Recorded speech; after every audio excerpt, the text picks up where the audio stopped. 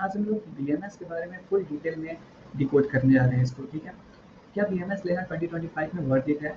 क्या इसमें सैलरी कितना है, स्कोप कितना है, और बीएमएस करने के बाद पोस्ट ग्रेजुएशन करना होता है तो किसमें करना होता है, फिर कौन कौन से कोर्सेज होते हैं, इंडियन आयुर्वेदिक डॉक्टर्स की वैल्यू क्या है, सब कुछ, ठीक है? एक एक बार हम लोग यहाँ पे डिटेल में समझेंगे और बात करेंगे, ठीक है? तो सबसे पहले बीएमएस की फुल फॉर्म क्या होती है? बीएमएस का मतलब bachelor of Ayurvedic medicine and surgery, ठीक है? अब इस कोर्स का ड्यूरेशन कितना होता है? तो इस कोर्स का ड्यूरेशन होता है 5.5 ईयर्स, जिसमें 4.5 ईयर्स का आपका जो पढ़ाई होता है वो होगा, और 1 ईयर्स का आपका इंटर्नशिप होता है, ठीक है? सब्जेक्ट क्या होते हैं इसमें? सब्जेक्ट्स होते हैं आयुर्वेदा प्लस इसके साथ साथ मॉडर्न मेडिसिन की बेसिक्स पढ़ने पड़ते हैं, जैसे कि एनाटॉमी, फिजियोलॉजी, पैथोलॉजी एक्सेट्रा, ठीक है?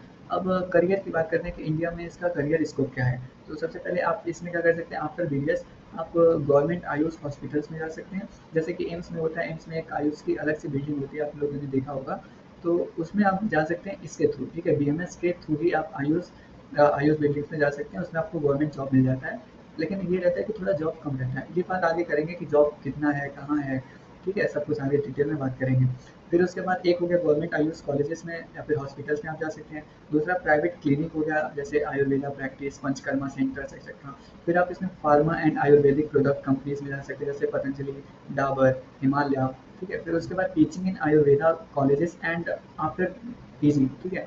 उसके बाद teaching in Ayurveda colleges after PG MD Ayurveda कर सकते हैं, ठीक है? ये स्कोप तो इंडिया का था। अब्रॉड में क्या क्या स्कोप है? तो अब्रॉड में आप देख सकते हैं कि अभी आयुर्वेदा का उतना डिमांड नहीं है, ठीक है? बात करें तो अब्रॉड में उतना आयुर्वेदा का डिमांड नहीं है कि एक इंडियन मेडिसिन है, स्टार्टिंग से इंडिया में ही चलता आ रहा है, तो इसीलिए थोड़ा फॉरेन में दिक्कत हो सकता है। लेकिन अभी भी कुछ कंपनीज हैं, जैसे वेलनेस टूरिज्म कंट्री है, यूएई है, जर्मनी है, यूएसए है, तो इन सब में अभी भी मतलब थोड़े चांसेस हैं जॉब मिलने के, हॉस्पिटल्स खोलने के।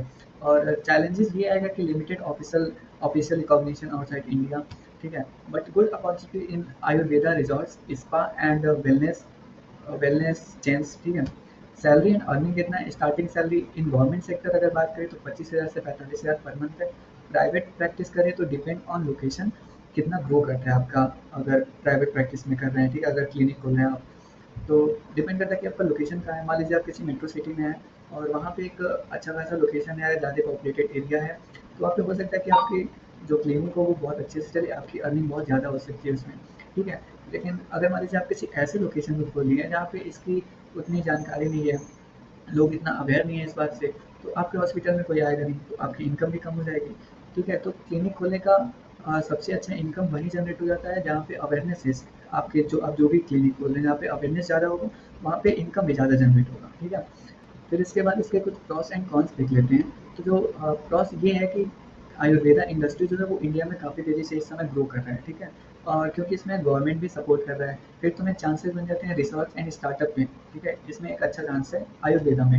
लेकिन कुछ कॉन्स भी हैं, जैसे लिमिटेड ग्लोबल रिकॉग्निशन, इंडिया के बाहर इसका रिकॉग्निशन काफ़ी कम है, और कभी-कभी एमबीबीएस से कॉम्पिटिशन भी हो जाता है। जैसे एक सिनेरियो क्रिएट करें हम लोग, जैसे मान लो किसी को इमरजेंसी है, ठीक है?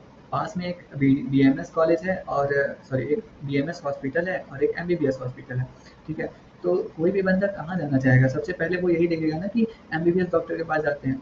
तो इसीलिए एमबीबीएस के से थोड़ा सा कंपटीशन हो जाता है इसका, बीएमएस का, ठीक है?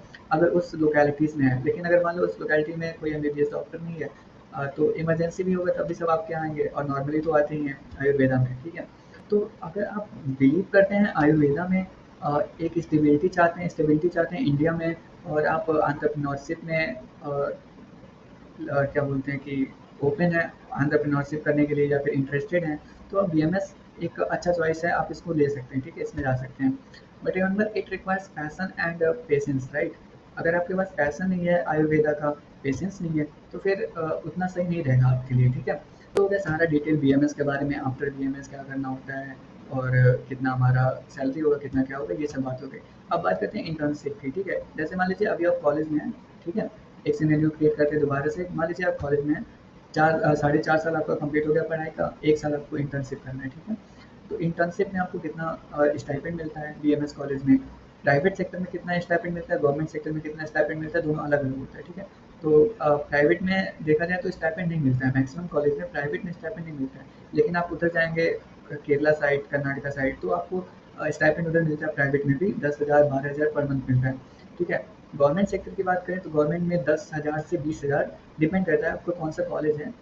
10,000 से 20,000 पर मंथ स्टाइपेंड मिलता है बीएमएस में, ठीक है, जो लास्ट ईयर आपका होगा। फिर उसके बाद जैसे मान लीजिए कुछ एग्जांपल लेके मैं बताता हूँ कि national institute of Ayurveda offers 12,684 rupees per month during internship year, ठीक है। फिर गवर्नमेंट आयुर्वेदा कॉलेज एक है Thiruvananthapuram, reportedly provides around 23,000, right, हाँ 23,550 पर मंथ वो प्रोवाइड करता है, ठीक है, उस साइड में। और national institute of Ayurveda offers लगभग 12,000 12,500 तक पर मंथ देता है, ठीक है। प्राइवेट और आयुर्वेदा कॉलेज की बात करें तो इसमें कोई स्टाइपेंड नहीं मिलता है। If any it may be moderate, ranging around 2,000 to 4,000, ठीक है, या फिर 2,000 टू 10,000, डिपेंड करता है कि अगर कोई अच्छा कॉलेज मिल गया नीचे के साइड जैसे केरल वगैरह हो गया उस साइड मिल गया तो 2,000 से 10,000 पर मंथ भी मिल सकता है। कुछ होते हैं जो 12,000 दे देते हैं, बट ये बहुत रेयरेस्ट कॉलेज में होता है ना। नॉर्मल कॉलेज में तो आपको स्टाइपेंड भी नहीं मिलता है। लेकिन कुछ प्राइवेट कॉलेजेस में ऐसा भी होता है कि जो स्टूडेंट होते हैं वो खुद पे करते हैं इंटर्नशिप के लिए, ठीक है, क्योंकि उनको ट्रेनिंग दिया जाता है। तो गवर्नमेंट तो ये मानती है कि चलो स्टाइपेंड दिया जाएगा इंटर्नशिप में, बट कहीं कहीं प्राइवेट में ऐसा भी होता है कि स्टाइपेंड मतलब मिलना तो छोड़ो, खुद पे करना पड़ता है क्योंकि वो इंटर्नशिप के लिए ट्रेन कर रहे हैं हमको, ठीक है, ऐसा वो लोग कहते हैं। तो इसलिए प्राइवेट कॉलेज से मतलब स्टाइपेंड शायद नहीं मिलेगा, मैक्सिमम कॉलेज में नहीं मिल पाएगा आपको, ठीक है। अब मान लीजिए आपने पोस्ट ग्रेजुएशन भी कंप्लीट कर लिया है, ठीक है, तो उसके बाद आपकी सैलरी क्या होगी, कितना आप अर्न कर सकते हैं। अगर मान लीजिए गवर्नमेंट सेक्टर में आप जा रहे हैं तो fresher, as a fresher just post graduation के बाद ही आप गवर्नमेंट सेक्टर में जा रहे हैं तो 15 से 20,000 पर मंथ आपको सैलरी मिलती है, ठीक है। प्राइवेट क्लिनिक्स में जा रहे हैं तो अगर कोई बड़ा प्राइवेट हॉस्पिटल है या फिर कोई अच्छा जो चल चुका है वैसा क्लिनिक है तो आपको 20,000 से 40,000 पर मंथ आपकी सैलरी होती है, ठीक है। ये था फ्रेशर के लिए। फिर आता है मिड करियर, जब आप 2 साल 4 साल 5 साल ऐसे कर चुके होते हैं तो उसके बाद आपकी सैलरी इंक्रीज होती है। गवर्नमेंट सेक्टर में देखें तो 30,000 टू 45,000 पर मंथ आपकी सैलरी होती है। प्राइवेट सेक्टर में देखें तो 40,000 से 60,000 पर मंथ आपकी सैलरी होती है उस टाइम। फिर आपकी प्राइवेट क्लिनिक है, अगर खुद की क्लिनिक है तो 50,000 से 1 लाख प्लस आप मतलब उसमें आप अपने अकॉर्डिंग अर्न करते हैं कि आप कितना अच्छा से उसको प्रमोट किए, कितने अच्छे से आप उसको चला रहे हैं, कितने पेशेंट आ रहे हैं, उस पर डिपेंड करता है, ठीक है। अब मान लीजिए आप सीनियर हो गए, पोस्ट ग्रेजुएशन के बाद आपने फ्रेशर के लिए लगभग 2 साल काम किया, फिर मिड करियर आपका आया, 2 से 5 साल आपने जॉब किया या फिर खुद का क्लिनिक चलाया। फिर उसके बाद आता है लगभग आपका 7-8 साल हो चुका है, फिर उसके बाद आपके जो सीनियर आप एक हो जाते हैं, ठीक है। उस टाइम गवर्नमेंट रोल जो होता है मेडिकल ऑफिसर का, ठीक है, तो उसमें 60,000 से 90,000 80,000 पर मंथ आप कमा सकते हैं। प्राइवेट क्लिनिक या हॉस्पिटल में काम कर रहे हैं तो 70,000 से 1,20,000 पर मंथ आप कमा सकते हैं। और आप सक्सेसफुल हो गए हैं खुद के क्लिनिक में तो फिर 1 लाख 2 लाख पर मंथ आप कमा सकते हैं इसमें, ठीक है। सर मैंने ये नहीं बताया कि पोस्ट ग्रेजुएशन में इंटर्नशिप जो होता है उसमें आप कितना स्टाइपेंड मिलता है। तो उसमें स्टाइपेंड होता है वो 10 से 20,000 होता है। लेकिन ऐसा है कि जैसे बीडीएस और एमबीबीएस हो गया उसमें सेम अमाउंट ऑफ स्टाइपेंड मिलता है दोनों को, ठीक है। और इवन वो ज़्यादा भी रहता है, लेकिन बीएमएस में 10 से 20,000 ही आपको स्टाइपेंड मिलेगा। और कई कई कॉलेजेस में आपको स्टाइपेंड मिलता भी नहीं है, गवर्नमेंट में भी कहीं भी नहीं मिलता है, और प्राइवेट में तो बहुत ही कम चांस है, ठीक है। तो स्टाइपेंड बीएमएस में देखा जाए तो काफ़ी कम है अब एमबीबीएस और बीडीएस के अकॉर्डिंग, ठीक है। तो ये सारा डिटेल रहा बीएमएस के बारे में। आई होप आपको कोई डाउट नहीं होगा। अगर अभी भी कोई डाउट है या फिर आपको लगता है कि मेरे से कोई पॉइंट छूट गया तो आप ज़रूर एक बार कमेंट सेक्शन में बताइएगा। हो सकेगा तो मैं शॉर्ट बना के अपलोड कर दूंगा या फिर दूसरा वीडियो बना के अपलोड कर दूंगा पार्ट 2 करके, ठीक है। बाकी कोई भी क्वेरी हो आप कमेंट सेक्शन में एक बार बता दीजिएगा मुझे।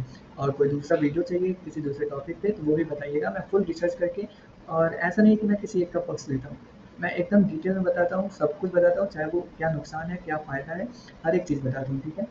तो अभी के लिए थैंक यू, आप इतना देर तक वीडियो देखें, अगले वीडियो के लिए वेट करिए। धन्यवाद।